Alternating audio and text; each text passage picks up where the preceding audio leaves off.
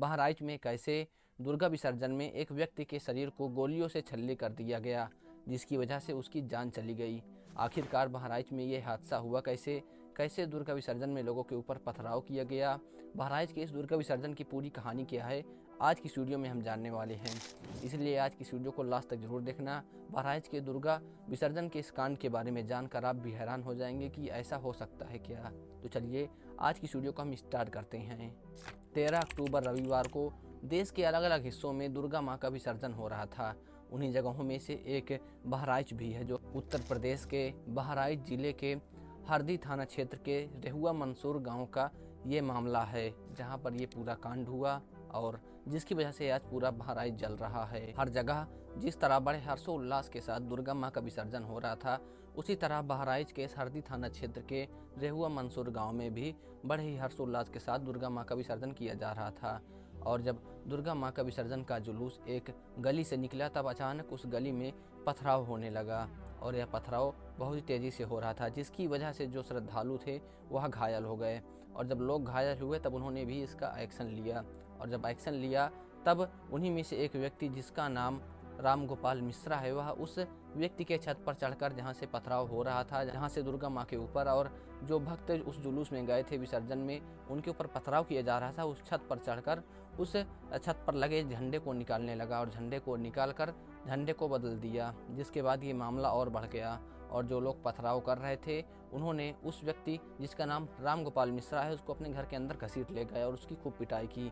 काफ़ी देर पिटाई करने के बाद भी जब उनका मन नहीं भरा, तब उन्होंने राम गोपाल मिश्रा के ऊपर कई गोलियां दागी। बताया जा रहा है उनके छाती से लेकर उनके गले तक गोलियां ही गोलियां थी, पूरे शरीर में गोली के छर्रे भरे हुए थे। उनके ऊपर 15 से 20 राउंड फायरिंग की गई, ऐसी कई मीडिया रिपोर्ट्स में सामने आया है।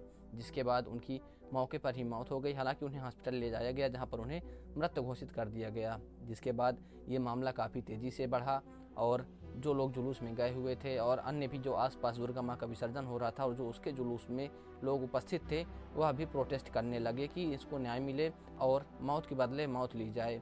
कई लोग इनकाउंटर और बुलडोजर चलने का डिमांड कर रहे थे। हालांकि जो लोग प्रोटेस्ट कर रहे थे उनको पुलिस वालों ने समझाया और उनको यह आश्वासन दिया कि हाँ, न्याय मिलेगा, जो चीज़ें हैं वो सही से की जाएंगी।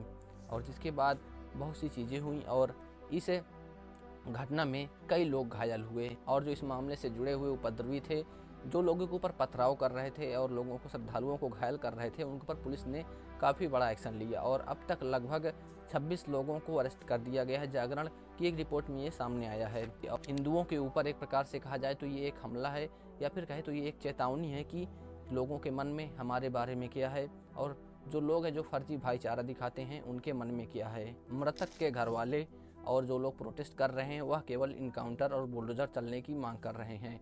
आप उनकी मां का एक इंटरव्यू देख सकते हैं जिसमें वह किस तरह रो रही हैं और इनकाउंटर की मांग कर रही हैं। हालांकि जो आसपास उस वीडियो में उपलब्ध लोग हैं वह भी इनकाउंटर की मांग कर रहे हैं। खून चाहिए, खून चाहिए, खून चाहिए, खून चाहिए, अमरी लग जाओ बस।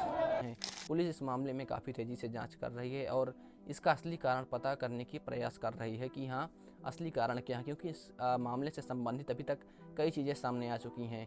एक रिपोर्ट में यह बताया गया कि ये जो मामला है ये तब गंभीर हुआ या फिर कहें तो तब बढ़ा जब डीजे बज रहा था और जो अराजक तत्व थे या फिर कहें तो जो उस पक्ष के लोग थे उन्होंने डीजे की लीड निकाल ली, जिसके बाद ये मामला बढ़ा और उसके बाद पथराव हुआ। हालांकि अभी तक क्या चीज़ें कैसी हैं, क्या चीज़ें कहाँ पर हैं और क्या सत्य है क्या असत्य, ये अभी तक क्लियर नहीं हो सका है। लेकिन हाँ, ये चीज़ सफा है कि दुर्गा माँ के विसर्जन में एक व्यक्ति की जान चली गई, जो कि पूर्ण रूप से निर्दोष था, उसकी कोई गलती नहीं थी, वह केवल विसर्जन में गया था। अब ये ऐसा नहीं है कि ये केवल पहली बार हुआ है। पहली बार दुर्गा माँ के विसर्जन में या फिर किसी भी हिंदू त्यौहार की जो जुलूस निकलता है उस पर हमला किया गया हो, ऐसा कई बार किया जा चुका है। गणेश चतुर्थी में या फिर जो गणेश भगवान की जो रैली निकलती है, उनका जो जुलूस निकलता है, उस पर भी कई बार हमला किया जा चुका है। और अब अगर हम इसी साल की बात करें तो इस साल दुर्गा माँ का विसर्जन जो हो रहा था उसमें केवल बहराइच में ऐसा नहीं हुआ, देश के अन्य कई कोनों में भी लगभग 10 से भी ज़्यादा जगहों में ऐसा देखने को मिला है, जहाँ पर विसर्जन के समय भक्तों के ऊपर पथराव किए गए और उन पर हमला किया गया।